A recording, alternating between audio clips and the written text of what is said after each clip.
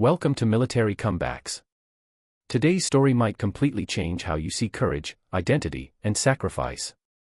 It's about a moment when assumptions fall apart and the truth behind a uniform means more than anyone expected. The sun hadn't yet risen over Camp Pendleton when a new group of Marines gathered on the training field. Dust curled around their boots, and the cold morning air clung to their skin. Among the fresh recruits stood someone who didn't quite blend in. She held herself differently, back straight, shoulders firm, eyes scanning the distance like she already understood the ground beneath her feet. Her name was Lieutenant Alara Monroe.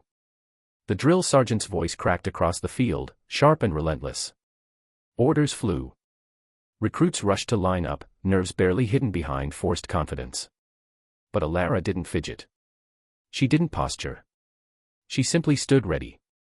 Even the seasoned Marines watching from the sidelines noticed something about her, a quiet intensity that felt heavier than rank. She wore no extra gear, no flashy insignia beyond a simple American flag patch on her sleeve. Still, there was a strange sense about her, like calm skies hiding a coming storm. Training pushed on, obstacle courses, endurance drills, shouted commands that never seemed to stop. The recruits struggled, muscles burning, lungs aching. Alara moved through every challenge with flawless control.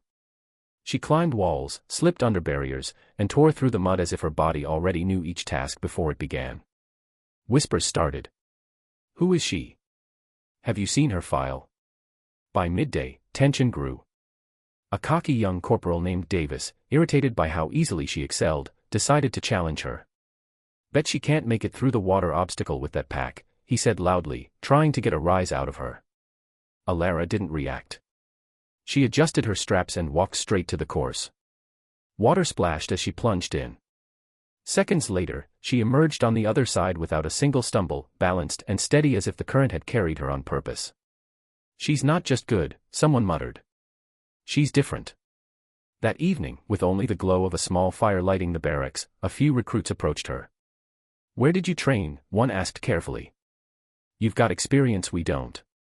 Alara's expression softened, but her eyes were far away. Experience isn't always about what you see, she said quietly. Sometimes it's about what you survive. The next day brought hand-to-hand combat simulations. Dirt flew. Bodies slammed. Recruits grappled until exhaustion blurred their vision. When it was her turn, Alara moved like flowing water, smooth, efficient, impossible to pin down. She wasn't just reacting, she was anticipating. Davis had had enough. During a break, he cornered her. Who do you think you are? This isn't a show. She tilted her head slightly. I'm doing my job. Frustration took over. He grabbed the flag patch on her sleeve and ripped it off.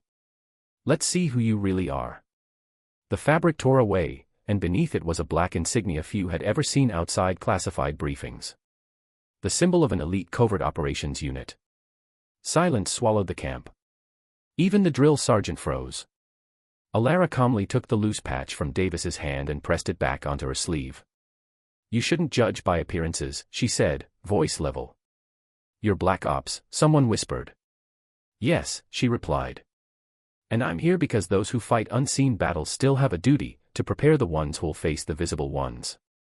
Everything changed after that. The teasing stopped. Training grew sharper, more focused. The recruits pushed harder, inspired and humbled. But Alara wasn't untouchable. At night, she stood alone at the edge of the grounds, staring into the dark hills, remembering teammates who never came home. Then one night, a distress call came from overseas, civilians trapped, violence spreading. The camp wasn't meant to deploy trainees. But Alara assembled a small volunteer team and led them into danger. The journey was brutal, mines, ambushes, unforgiving terrain. She guided them with steady judgment, every move measured against lives at risk. When they reached the village, chaos ruled. Smoke, screams, collapsing buildings.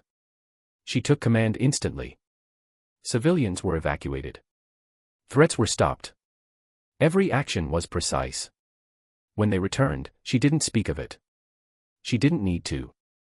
The respect in every gaze said enough. Training resumed, but the spirit had shifted. Mockery turned into discipline. Doubt turned into drive. One evening, she gathered the recruits by the fire. Being a Marine isn't about glory, she said. It's about stepping forward when others can't. Carrying responsibility even when no one sees. That's strength. They listened in silence, understanding that they weren't just learning tactics, they were learning character. Time passed. Alara continued training them while quietly handling missions no one discussed. The flag patch on her sleeve remained visible. The black insignia beneath it stayed hidden. One day, a recruit asked, "Why stay here with us? You could be anywhere." She met his eyes. Because it matters. Someone has to prepare you for the battles you see, so you survive the ones you don't. And they trained harder, carrying her lesson not just in muscle, but in heart. So remember this, never judge a Marine by what shows on the surface. Some carry their heroism in silence. And sometimes the quietest person in the room is the one who can change everything.